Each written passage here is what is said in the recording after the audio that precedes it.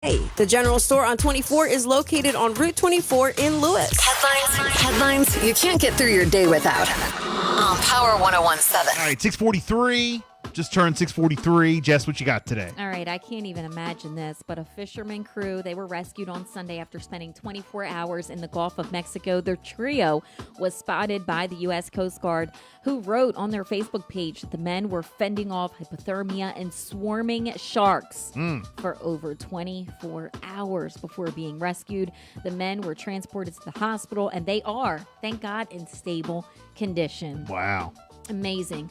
Authorities in Oregon warned local beachgoers last week about grenades that had been washed up on the shore and appear to still be able to explode. The police department in the city of Newport issues a statement after 3 separate grenades had somehow washed up on the beach. The grenades were taken to the U.S. Air Force to investigate further how they ended up on the shore. Well, you remember this past summer. I remember. The stuff washing up on Assateague. Mm-hmm. When we would go out there, they'd have like parts of the beach closed off. I know. I remember. Because like remnants from World War II or something would be washing up. It was just weird. And these grenades, they're able to explode. So I can't even imagine that either. Wow. Yeah. Whew. Now, fans of the Call of Duty video game and the franchise, they are awaiting anxiously for the new installment of the game to come out later on this month. However, they're going to be in for a new surprise. Many potential players don't even see this coming. All right, according to Battle.net, Modern Warfare 2 will require a phone number connected to a valid data plan. So if you have a prepaid phone number or a VoIP, the reports are indicating that they are not going to work with the game. This decision comes from an initiative at Activision Blizzard to fight toxic behavior during multiplayer games. So Call of Duty gamers will now need a phone number with a data plan to play the game. All right, so that's some breaking news that some people have no idea that that's coming. Okay. In Seaford, the Seaford police are continuing to investigate a shooting that injured 2 people late Saturday night. Just before midnight, officers responded to Perkins Street for a report of shots fired. When officers arrived on the scene, they learned that 2 victims had been taken to Tidal Health for non-life-threatening gunshot wounds. Both victims were treated for their injuries. Further investigation did reveal that an unknown suspect fired from an unknown vehicle and then fled the scene. So this is an ongoing investigation. Anyone with any information at all, please call Delaware Crime Stoppers at 1-800-TIP-3333. A Virginia man has also been arrested after police say that he stabbed a man over the weekend.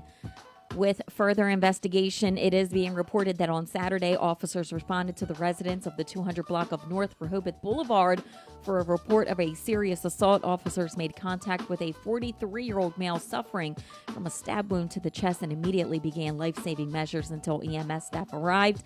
They continued their efforts and they're transporting him to the hospital, but the victim later died as a result of his injuries. Police say that 46-year-old Sambra Garcia from Virginia was located on the scene and identified as the suspect and has now been charged with murder. And then 91 days with no answers. Police respond to the teen's hit and run. We've been talking about this. We've been following this investigation. It's been 91 days without anyone being named a suspect or an arrest. So, of course, the investigation has sparked lots of emotions, a demand for answers, a call for prayers. This nightmare all started on July the 11th. The investigation at the time did indicate that 14-year-old Gavin Nupp did exit a passenger side of his vehicle across the street for reasons that were unsure at this time, then came back towards the vehicle that he had exited when he was struck. His mother says that his teen sister actually said that he asked her, please pull over. He saw a deer out in the field. He wanted to get a picture of it. Police say that the car that hit him never stopped and left the scene. They later did identify the vehicle that struck him as a dark-colored 2011 Mercedes C300. However, it wasn't until 6 days after the accident the Maryland State Police found the suspected vehicle. Police say that they're lacking 2 major things: a confession and surveillance footage. They're trying to link somebody behind the wheel to that vehicle. Just because they know the owner of that vehicle does not mean that the owner was behind the wheel at the time of that incident. The police want everyone to know that it's not like what you see on TV, where these crimes can be solved within an hour. It takes days upon days and search warrants upon search warrants. Gavin's family, friends, and surrounding community, they are awaiting those answers. Investigators are continuing to ask for patience and confidence that they are actively working to get this case solved. Yeah, justice for Gavin. Really hits close to home, my area, Berlin, Ocean City area. People just want answers. Here goes the story they did on Channel 47. Come back. Community members continue to demand answers after the death of 14-year-old Gavin Knupp. Almost 3 months later, and there's still no arrests. 47 ABC's Jordan Kudish sat down with Maryland State Police to find out where the case stands now. She joins us now live from Gavin's memorial in Berlin. Now, Jordan, the big question many people want to know is why haven't there been any arrests? Yeah, Rob, that's the question that community members continue to ask. In fact, this was the spot where Gavin was hit and killed. And every day, community members, family members come to this memorial and they say prayers and things of remembrance and remembering his life. And until they find those answers, they want to remind those that are responsible that they're not going anywhere until justice is served. It's been 91 days since the death of 14-year-old Gavin Knupp. 91 days without a named suspect or arrest. An investigation sparking a frenzy of emotions, a demand for answers, and calls for prayers. It all started July 11th. The preliminary investigation at the time indicated that this 14-year-old exited the passenger side of his vehicle and crossed the street for reasons we weren't sure of at the time, and then came back as he was coming towards the vehicle that he had exited from is when he was struck. Gavin's mother telling me the teen asked his sister to pull over after he saw a deer head on Gray's Corner Road. A quick picture, and it would be the last captured photo of him alive. Police say the car never stopped and left the scene. Later identified as a dark-colored 2011 Mercedes C300. It wasn't until days after the accident that Maryland State Police found the suspected vehicle. So this happened July 11th, and then 6 days later is when the car was found by police. Did you guys get a tip from neighbors? Thankfully, we had witnesses contact our investigators who were able to lead us to the vehicle. It's evidence that you'd expect would break the case wide open. But police say they're lacking two major things: a confession and surveillance footage. Okay, well, this is what I don't understand. If you found the vehicle, you know who the owner is, then you know who the driver was. Or the owner, you force them to tell you who the driver was. You just sit there for 90 days and do nothing. Like, I don't understand. I'm not saying that they're not doing anything, but yes, you have the car. So they have to, they have the owner of the car, but yeah, but they have to admit it. Like they have to admit it. You don't how take do them. you prove who was driving? That's what you get a confession from who? From the owner of the vehicle. They're not doing it. Then you don't just let them walk free. You I'm not force them. saying that. You take them in the room and in the room and you coerce them into, like, where's that? Where has that been done? You take them in. I mean, I don't want to hear, oh, that's just TV stuff. No, it's not. I don't know if that's been done or not. Well, then this is a well. No, but I'm saying that's how long can you? Let's say they did that. I don't know the answer. If they did it, they'd know. That's a disgrace. How long you interrogate someone in a room if they just say, I don't know, and they just sit there? They do know. They do know. Don't tell. No, I know that they know. You know that they know. I'm saying about the person. Okay, who's but sitting there. How do you get someone? How do you get someone to make a confession like we're all waiting for? You take them in a room and you interrogate them. Yeah, that doesn't. I mean. Okay, so no luck. So let's just let them walk free. No, I'm not saying that. No. But that's what's going on. Right. That's what's going on. This is emotional. People are angry. People are fighting. For so answers I don't want. saying, Yeah, but I don't want to hear from what they're saying here. I don't want to hear. Well, we haven't gotten a confession. Get one. I know, but how? How do they do it? Just what I said. You take them in a room, and and then you keep them until they confess, and if not, you let's get a trial going. Let's go. You don't just say, okay, you don't throw your hands up. I'm not saying that ever. Well, then what do you do then? That's what I want to know. Well, if they don't get a confession, if they don't get someone who comes forward, if they say, yeah, I'm the owner of that car, but I wasn't driving. Okay, who was then? And they say, I don't know. Okay, well, we need to figure it out. You do know. Right. No, I know that. And you keep going and going and going. I get that. And you do that until you break them. But I mean, look at all this stuff and things that we hear and people who just stick with their story and never change it. It's a disgrace. And then they say, and this isn't the only case, but this is another case locally that I heard of. Yeah. Like without a reasonable doubt. 330, I was thinking the same thing. Without a reasonable doubt, how do you charge someone with something? It's just That's a sin. That's it's a the sin. part. I know. They're trying to link somebody behind that wheel to that vehicle. Just because they know the owner of that vehicle does not mean the owner was behind the wheel at the time of the incident. No, it doesn't. But if you found the vehicle, wherever you found the vehicle, if it was in fact in the owner's possession, in their driveway, then they're abetting and helping a criminal from hiding the vehicle because they got on a tip. I know. So now what? Right. And 90 days later, nothing? That's what they're saying about the person that the car was in their driveway. It's a disgrace. And they were hiding it. It's a disgrace. Incident. While they tell me fingerprinting was a part of the initial investigation, they wouldn't confirm to me whose prints were found. What they did share is some contributing factors in that crash. Alcohol, speed, distracted driving, all of those contributing circumstances are certainly a part of this investigation. Police say they found damage to the driver's side rearview mirror and a broken headlight. But what about DNA evidence? That's something they wouldn't share at the time of the interview. It's part of an investigation MSP spokesperson Elena Russo tells us is still ongoing. It's not like you see on TV. These crimes can be solved within an hour. It takes days upon days and search warrants upon search warrants. 90 days, though? Not 90 days. Days upon days, not months upon months. And she said search warrants. Okay, fine. Not months upon months.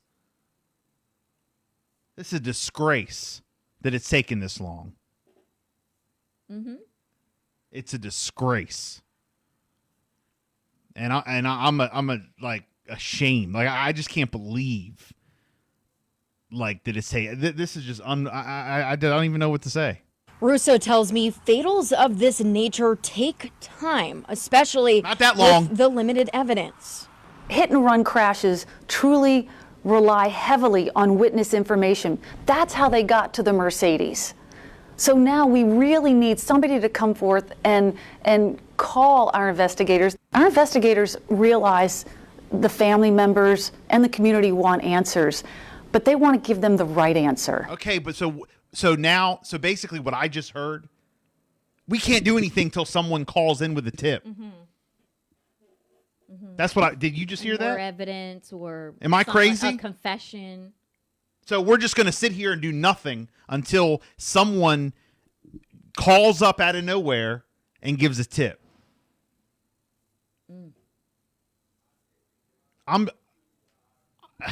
This is not what I wanted to hear from the story. Yeah, because I mean, everyone. Can we wants interview? answers. Can we Everyone interview wants this woman? Answers. Because I would love, in a respectful way, I would love these tough answers. I just want to know they have the car, they have the house it was at, they have the owner of the car. You ask the owner who was driving this vehicle. Okay. Right. And I'm assuming that the owner at this point says, I don't know, because they don't have anybody. Okay, let's just say they say, I don't know. We're assuming, let's just say. What did they say? We have no idea. We don't know. All right, well, we want to know let's who was say driving they plead the car. Fifth. They plead the fifth. Know, this is my car. Let's say it's my car that has all this damage. And they're asking me, who had your car? And I say, I don't know. Yeah. What is the answer that was given back to investigators where... You do know. You know, like, or Then am, the am I investigator- responsible for my vehicle or am I not? Then the investigator says, I do know. You do know. And then they say, no, I don't. Then you say, no, you do know. Then get your lawyer and let's fight this out. I want to know what was said for this person to just be able. So are you saying to your say- car? All right. So you saying your car was stolen? Right. What are you saying? What are you saying if you don't know? Was your car stolen? Right. Why didn't you report it stolen? Now it's another thing. Who had your car? How did the damage get on your car? Like what's going on? All this stuff. But honestly, like in the end, the person who was driving and the people who know who did it, like, be done with it and come forward already. Well, okay, but like, do the right thing. Do okay, your fine. confession. Okay, fine. Enough of it. But they shouldn't have to wait for that. They shouldn't have to sit there and wait for somebody to I know volunteer. they shouldn't have if someone, to. I know that they should not if someone have to, shoots but it's someone, the right thing to do. Okay, Whoever did it, you know what you did. Face your consequences, and that's it. Okay, let me ask you this: if someone shoots someone, okay, if someone shoots and kills someone, and they get rid of the gun, okay, and the cops come, and the person who said the only two people that were there was the person who got shot and the person who shot. All right? And they got rid of the gun and they have no gunpowder residue, no evidence, no nothing. All right? They're still getting arrested until they figure out where the gun is and what's going on. Am I right or right? Now, when they find the gun, they're going to say, "Well, you were the only one there." And then they're going to be in jail until their court date. They're not going to let someone go free. Okay. And just sit there for 90 days and let it go. They're going to solve the murder, correct? Yes, correct. Yes. How do they link them to it? Well, that they figure that out in court. They do the whole they go and go through the justice system. But take the car as a gun. It's the same thing. You still killed someone. Take the car as like a weapon. Yes, 'cause that's was what used. happened. Right. Done. I know. I mean, again, I'm not in the whole justice system and all Wow. that, but It's a disgrace. I've heard a lot. And they of want to messed be up stuff. sure that they do a complete and thorough investigation before it's handed over to the state's attorney. And while Gavin's family, friends, and the surrounding community waits on those answers, investigators ask for patience and confidence that they are actively working to get this case solved. It's a sentiment echoed by a statement released last month from the Knupp family, where they said they met with the state's attorney's office and believe those responsible for Gavin's death will be held accountable to the fullest extent of the law. Now, this memorial is just a very small part of remembering who Gavin was. In fact, I actually had the opportunity to speak with his family and friends who describe him as funny and a go-getter. And tomorrow, on the 3rd month of his passing, it'll mark the anniversary of his passing. We're going to share that story with you and how family members describe his life and who Gavin truly was. For now, reporting live in Berlin, Jordan Kudish, 47 ABC WMDT. Yeah, Jordan, thank you. Now, if you know anything about what happened, police are urging you to call them. Your tips can remain anonymous. Reach out to Corporal Kevin Moore with the Maryland State Police Crash Team. That number is 410-819-4721. And I know that, this brings up a lot of emotion, this whole, Gavin Knupp situation. But, I do want to shout out Channel 47 for covering the story. Jordan Kudish and our buddy Rob Petrie. Rob, yeah. They do a great job. They're our partners over there. And, they're doing their best, to get the word out. And I tell you, the justice for Gavin, I know. people in our community ain't going away. I just got another don't message. Don't think it's just gonna go away, fade away as time goes on. They always say after time, people get over it. No, not for this. Not this. It says they should charge the owner, and then the owner will either go to jail or they'll flip on who did it. But charge the owner of the vehicle with what? What do you charge them with? Do you charge the owner of the vehicle? And if you can, why hasn't it been done? 245 texted in, possibly the people of the vehicle are high up in something, and unfortunately someone is covering. Again, these are all text messages. These are all alleged. These are all opinions. Right. From people just coming in. Possibly the people of the vehicle are high up in something, and unfortunately someone is covering up. Again, we don't know that, but thanks for your text. 519, they should be telling the owner, if you don't tell us who's driving, the owner is being charged with vehicular manslaughter. So flip it on the owner. Yeah. 845, But you're can right. that happen? You're right, Bill. Dr. Eddie B. What up, Eddie? Thanks for listening. Appreciate it. 718. Like, if they could charge the owner of the vehicle with anything at all, why haven't they? Bill, I agree with you. You're right, but you do know these locals they have money and they're trying to pull long stuff, but somebody should have been arrested. They're not doing their job. They're trying to cover it up somehow. Okay, again, these are texts that are coming in on the text line. 727. Good morning, Bill and Jess. You can't drill them into a confession because a person can say they were coerced and forced to admit guilt under extreme circumstances. Also, apparently, the person must have a lot of money to fight the police like this. 448. Whatever. You know who you gave your keys to. Okay. 397. They could charge the owner with conspiracy. Okay, so that I'm just asking because I don't know, the law and what they can be charged with. Okay, so then why haven't they done that? I don't know. That's the question. Let's sit and wait for another 90 days. That's the question I have. 880. All three should be arrested and charged. Just the whole thing, it just baffles me. It's just unbelievable. Good morning, Power 1017. Oh boy. 704. It's a Bill and Jessica show. We are looking for the Power Student of the Week. Here's all the details. Power 1017 is honoring